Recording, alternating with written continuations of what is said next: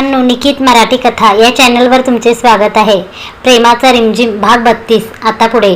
वैभवला वाटत होते पारवी आधी सीमासोबत फोटोशूटबद्दल जायचं ठरवलं आहे, त्यासाठी ती जाईलच, पण उगाच काही बहाणा करण्यापेक्षा आताच तिला पाठवावे। पण त्याच्या या कृतीने पारवी काय करेल? तिला तर सीमाच्या फोनबद्दल कल्पनाच नाही। वैभवने पारवीचं काही ऐकून न घेता तिला बॅग भरायला सांगितली। ते ऐकून तिला भीतीने रडू कोसळले होते। रागही येत होता, कारण तो काही ऐकून घेत नव्हता। काय झाले आहे, सांगणार आहेस की नाही आधी?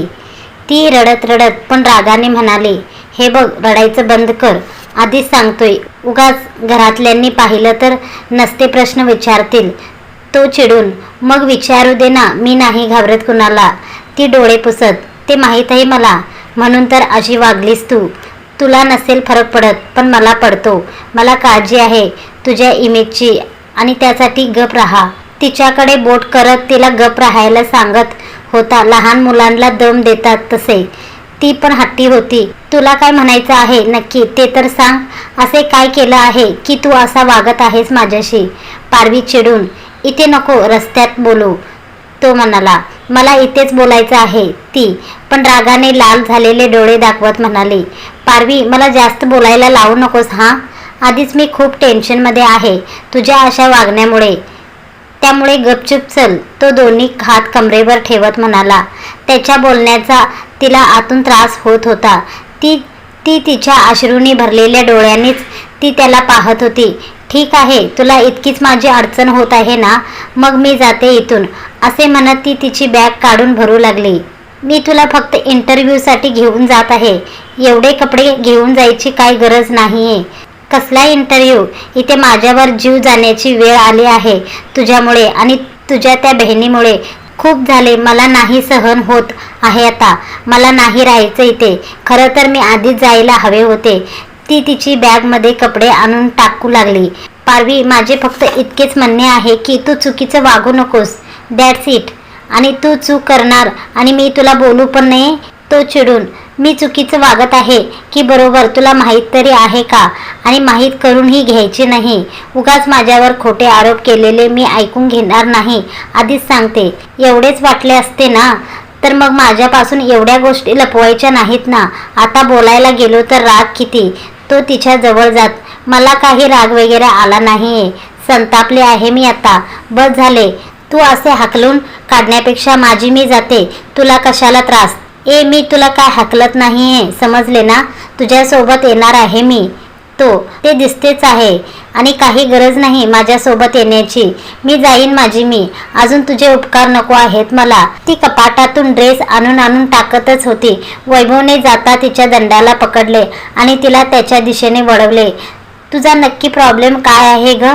चूक करायची तर करायची आणि काही बोलायला खोटे कारणे द्यायची, रडत बसायचं किंवा वर ॲटिट्यूड दाखवायचा।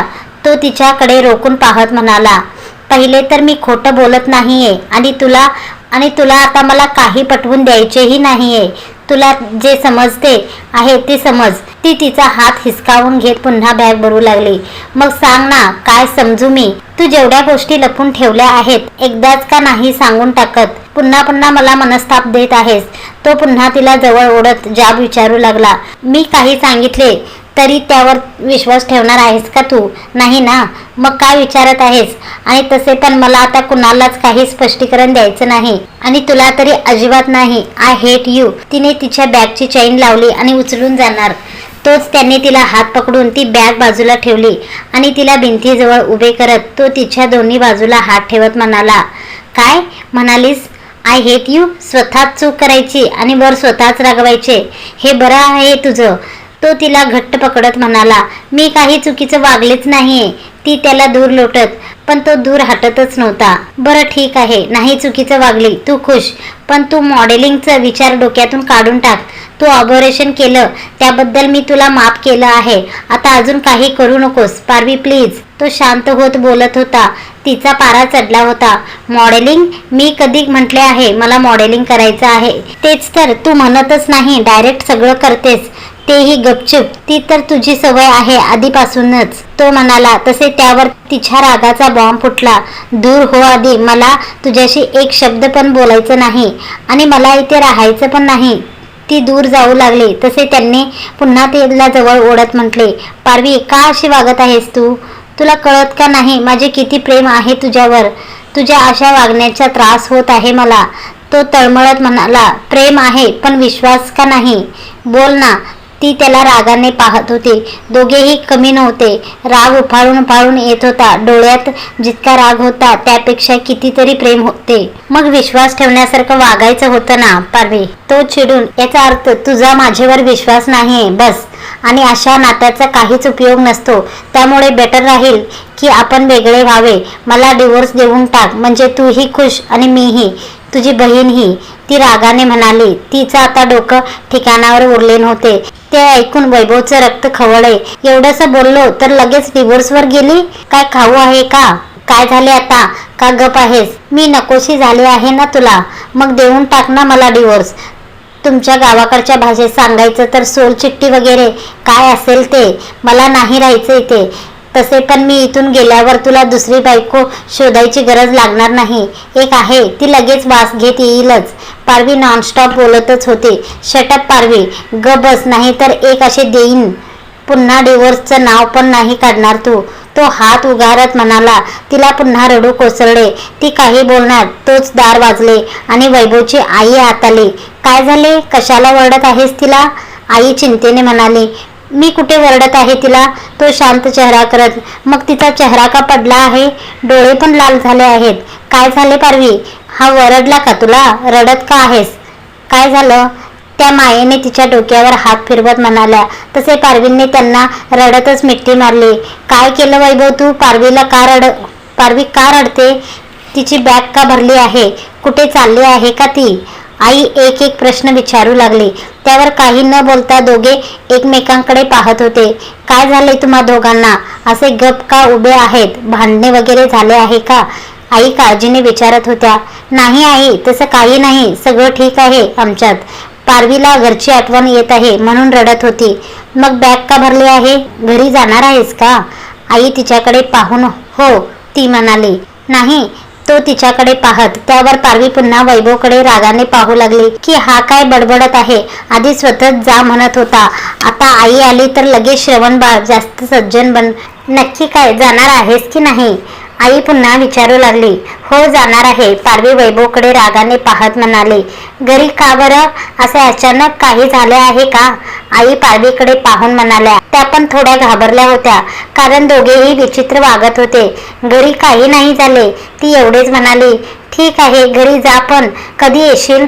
आई लक्षपूर्वक पाहत होत्या. कधीच नाही, ती बारीक तोंड करून. काय? आई चमकून. नाही नाही, ती गंमत करतीये तुझी. आई तू 5 मिनिट बाहेर जा, आम्हाला महत्वाचं बोलायचं आहे. वैभव आईला पकडून खोली बाहेर घेऊन जाऊ लागला. तशी पारवी म्हणाली. नाही नाही, मी गंमत नाही करते, मी खरंच जात आहे.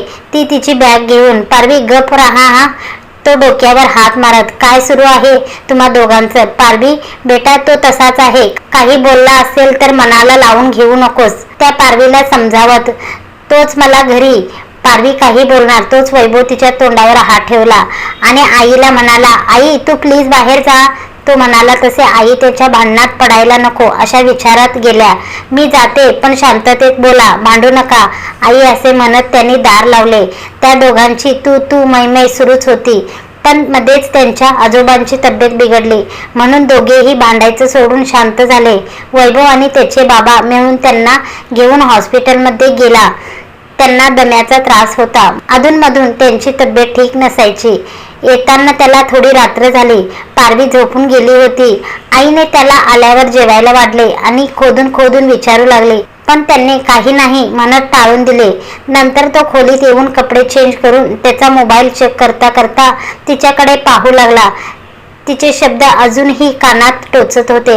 आज तर हिने घाबरवलेच होते. त्याला सोडून जायचं म्हणत होती डायरेक्ट. त्याला स्वतःचं गिल्ट वाटत होते. उगाच ओव्हर रिॲक्ट झाल्यासारखा वाटत होतं त्याला. तो तिच्या जवळ जाऊन बसला. ती शांत झोपली होती. काय करत होतो मी? पारवी, भले तुझी चूक असली तरी तुझ्या चुकीपेक्षा तू जास्त महत्वाची आहेस मला. तो तिचा हात हातात घेऊन त्यावर कपाळ ठेवून डोळे मिटून गप्पच बसून होता.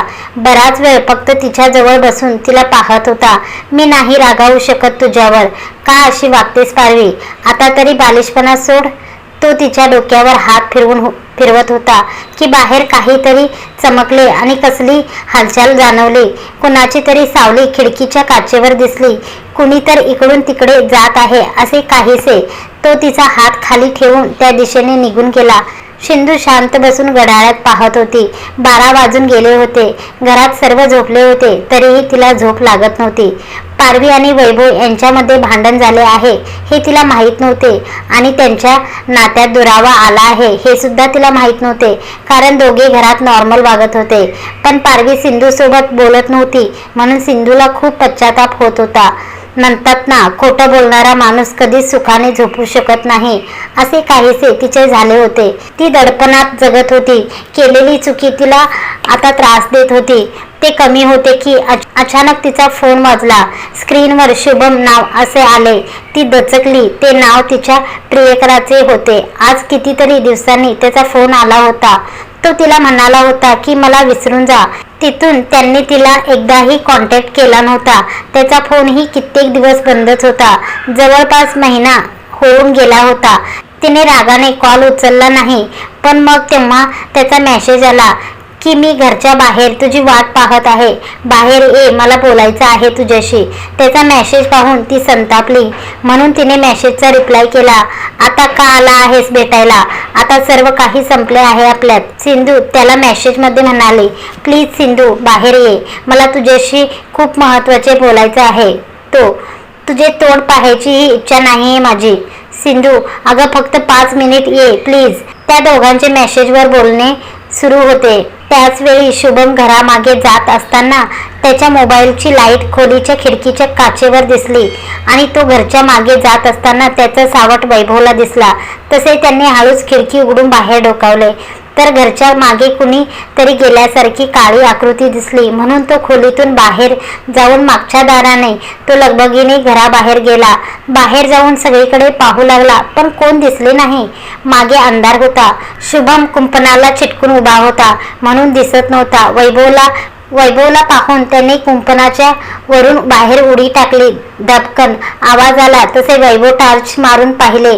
झाडांची हालचाल दिसली पण कुणी दिसले नाही म्हणून तो तसेच चालत कुंपणातून बाहेर आला. बाहेर पण कुणी नव्हते. तो तसाच रस्त्याच्या थोडे पुढे गेला. घरापासून थोड्या अंतरावर एक मुलगा त्याला एक बाईक जवळ उभा दिसत. त्या मुलाने पण वैभवला येताना पाहिले आणि भीतीने त्याला काय करावे सुचेना झाले. अरे देवा, सिंधू ऐवजी तिचा भाऊ कसा आला? आता काही खरं नाही. वैभवला पाहून तो पटकन खाली बसला आणि बाईक रिपेअर करण्याचा नाटक करू लागला. वैभवने जवळ जात त्याला पाहत विचारले, काय झाले आहे? ते माझी बाईक बंद पडली आहे, सुरू होत नव्हती म्हणून पाहत होतो. तो गडबडून, कुठला आहेस तू? वैभव त्याला निरखत म्हणाला, कारण त्याचा मोबाईलची बॅटरी ऑन होती. तो मुलगा म्हणजेच शुभम तब्येतीने आणि वयाने लहान दिसत होता. 21-22 वर्षाचा. याला कुठेतरी पाहिले आहे. असे वैभवला अशी अचानक कशी बंद पडली बाईक? काही प्रॉब्लेम आहे का? नाही म्हणजे नवीनच. वैभव बोलत असताना एकीकडे मोबाईलचा नंबर नोट करत होता. हो म्हणजे नवीनच आहे पण काय माहित काय झाले. तो घाबरतच बोलत होता. बघू बाजूला हो. काय? तो बाईक मी स्टार्ट करून बघतो.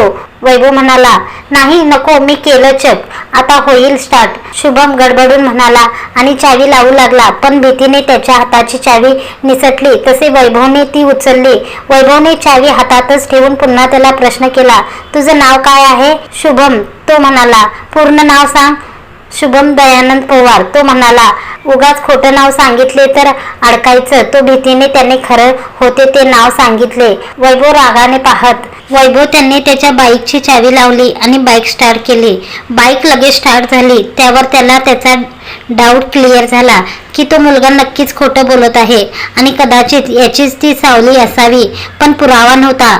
थँक्स बाईक स्टार्ट करून दिल्याबद्दल. शुभम खोटं हसत, नक्की बंद पडली होती का पण? वैभव बाईकवरून उतरून त्याच्याकडे रागाने पाहत म्हणाला, हो हो, बंद पडली होती ना.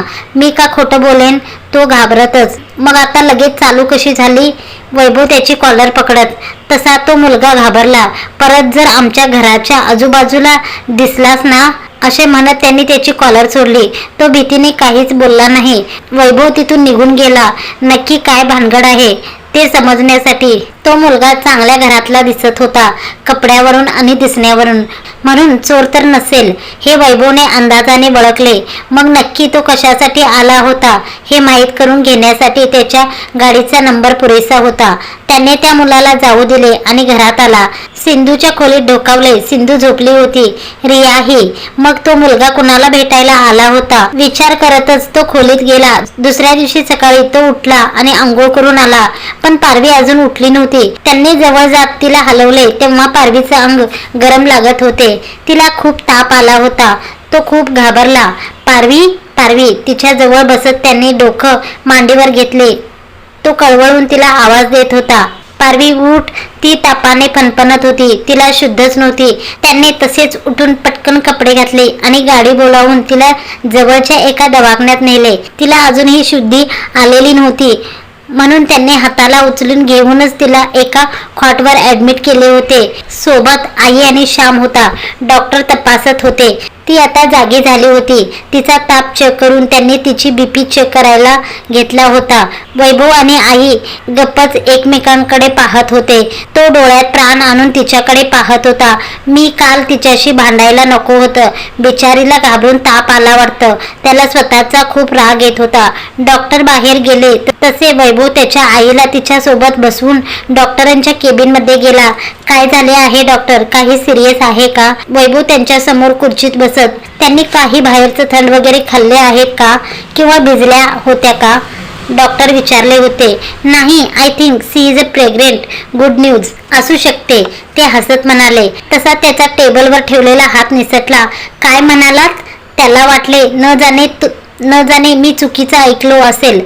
हो, शक्यतो आहे. काही टेस्ट केल्यावर रिझल्ट समजेल. त्याने नर्सला प्रेग्नन्सी किट दिले आणि नर्स गेली. वैभव इकडून तिकडे येऱ्याजाऱ्या मारत होत्या की नर्स एक डॉक्टरांना म्हणाली, रिपोर्ट पॉझिटिव्ह आहेत सर. नर्सनी सांगितल्यानंतर डॉक्टरांनी फाईलवर लिहायला घेतले. त्यांना डेट विचारले. त्या 2 मंथ प्रेग्नेंट आहेत नर्स म्हणाले. तसे सर्व ऐकून वैभवचं डोकं काम करत नव्हते. पारवी जर आता प्रेग्नेंट आहे तर याचा अर्थ तिने ऑपरेशन केलं नव्हतेच. आणि मग ती जे काही सांगत होती ते खरं असेल तर सिंधू खोटं बोलली. त्याच्या रागाचा कहरच झाला होता. सिंधू आता इथे असती तर नक्कीच त्याच्या हातून मार खाल्ली असती. इतका राग आला होता. पण सध्या पारवीला सोडून कुठे जायचे नव्हते. त्याने हळूच ती होती त्या आयशूच्या रूमच्या जवळ जाऊन काचेतूनच पाहिले. पारवी आता उठून बसली होती. हाताला सलाईन होती. त्याला तिला जाऊन उचलून घेऊन नाचवावे असे वाटत होते.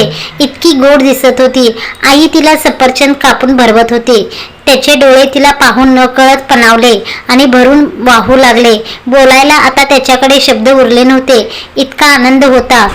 सगळे गैरसमज क्षणात नष्ट झाले होते. पण आता फक्त प्रश्न उरला होता एकच की पारवी मला माफ करेल ना. रागाच्या भरात खूप चुकीचं वागलो मी तिच्याशी. या विचाराने त्याला कसे तरी झाले. तो तिथून उभा तिला बाहेरून पाहत राहिला आणि त्याने हळूच दार उघडून आत गेला. वैभवची आई खूप खुश झाली होती. पारवीला त्या त्यांच्या असंख्य सूचना देण्याचं काम करत होत्या. आता वजन काही उचलायचं नाही आणि घरातल्या कामाचं पण जास्त टेन्शन घ्यायचं नाही. पाहिजे तर आपण कामाला एखादी बाई ठेवून घेऊ. वैभव तर काम सोडून तुझ्या मागे राहील बघ. त्या हसून काय काय सांगत होत्या. पारवीचा चेहरा निर्विकार होता. मध्येच ती त्यांना बरं वाटावं म्हणून वरवर हसत होती. इतक्यात वैभव दार लोटून हळूच आत आला. तसे पारवी आणि आई दोघीही त्याच्याकडे पाहू लागल्या. पारवीने त्याच्याकडे पाहिले. तो तिच्याकडे पाहून किंचित हसला, थोडा टेन्शननेच. तसे ती दुसरीकडे पाहू लागली. आता कुठे याचा माझ्यावर विश्वास बसला असेल, पण आता काय कुणीही माझ्यावर विश्वास ठेवेल. अरे हा काय वैभव आला. आई त्याच्याकडे पाहत. तो घसा खरखरत. पारवी आता कसं वाटत आहे. ठीक आहेस ना? तो काळजीने म्हणाला. त्यावर ती काहीच बोलली नाही, गप्पच. आईला माहित होते त्यांच्यात वाद झाला होता तो, त्यामुळे कदाचित पारवी त्याच्याशी बोलत नाहीये. त्या वैभवकडे पाहून म्हणाल्या, तू आता 2 दिवस सुट्टी घेऊन टाक आणि पारवीला खाण्यासाठी जे काही लागेल ते सर्व घरात आणून ठेव. आपल्या इथे किराणा दुकाने, मेडिकल जवळ नाहीये. आणि हो, सध्या कुणाला काही सांगू नकोस. 3 महिने झाले की पेढे बर्फी देऊनच सांगू. घरी जाताना पण मिठाई घेऊन जाऊ, गणपती बाप्पाला पुढे ठेवायला. आई अति उत्साहाने म्हणाल्या, मी कुणाला सांगायच्या आधीच सर्वांना माहीत झाले पण असेल. तू जरा हळू बोलत जा ना. वैभव आईकडे बारीक डोळे करून पाहत म्हणाला. तर एवढी आनंदाची बातमी आणि मी जोरात बोलू पण नको आणि एवढा पण मोठा नाही हा माझा आवाज, हो की नाही पारवी? आई पारवीकडे पाहत. ती अजून पण गप्प शून्यात पाहत होती. दे, मी भरवतो तिला. वैभव आईकडून सफरचंद चिरून ठेवलेली प्लेट घेऊन बाजूला असलेल्या चेअरवर त्याच्या आईला उठवत म्हणाला. त्याची आई उठली तसे तिथे प्लेट घेऊन बसला. अरे, मी भरवले असते ना. तुला तिच्यासाठी काही आणायचं असेल तर औषध वगैरे तर जाऊ नये, आई म्हणाल्या. सध्या कुठलीही औषध नाहीयेत, जी दिली आहेत आता तेवढीच द्यायची आहेत. तुला बोलवणार आहेत, तू जा बाहेर बस किंवा श्याम सोबत पुढे जा, मी पारवीला घेऊन येईन. वैभव म्हणाला, नको, आपण सोबतच जाऊ. हवे तर मी बाहेर बसते, तुम्हाला काही बोलायचं असेल तर, असे म्हणत त्या हसत गेल्या. तसे वैभव पारवीकडे पाहू लागला. त्याने एक सफरचंदाची फोड उचलून तिच्या तोंडाजवळ धरली तशी ती दुसरीकडे पाहू लागली. तिला त्याचा खूप राग येत होता, त्यालाही ते समजत होते. त्यांनी प्लेट बाजूला ठेवत तिचा हात हातात घेतला. पारवी, स्वारी, खरंच स्वारी. चुकलो मी. आयुष्यात पहिल्यांदा इतका मूर्खासारखं वागलो मी जे काही तुझ्याशी वागलो, बोललो, त्या सर्व गोष्टीचा तुझ्यापेक्षा जास्त त्रास मला होत आहे. खरंच सगळ्यासाठी सॉरी पारवी. हवे तर कान पकडतो, पण प्लीज मला माफ कर आणि थँक्यू सो मच मला दिलेल्या या गिफ्टसाठी. लव यू लॉट. तो बोलत होता की तिने तिचा हात त्याच्या हातातून बाजूला काढला. सॉरी म्हटले म्हणजे झाले सर्व? पारवी रागाने पाहत म्हणाली. मग तू सांग ना, काय करू? तू म्हणालीस ती शिक्षा भोगायला तयार आहे मी. फक्त एकदा मला माफ कर. पुन्हा कधी तुझ्यावर अविश्वास दाखवणार नाही. तो म्हणाला, मी तुला माफ करायला तयार आहे, पण एक अटीवर. पारवी म्हणाली, मला तुझे सर्व अटी मान्य आहेत पारवी, तू म्हणशील तसे. फक्त एकदा माफ कर. तो दिलवाना होत म्हणाला. मित्रांनो, आजचा भाग तुम्हाला कसा वाटला कमेंट करून जरूर कळवा. आणि आजची गुड न्यूज आवडली का बरं तुम्हाला? व्हिडिओला जरूर एक लाईक करू शकता आणि कमेंट करू शकता. आणि तुम्ही चॅनलवर पहिली वेळ असाल तर चॅनलला सबस्क्राईब करून घ्या. समोरचे बेल आयकॉन प्रेस करून ऑलवर सिलेक्ट करा. धन्यवाद मंडळी.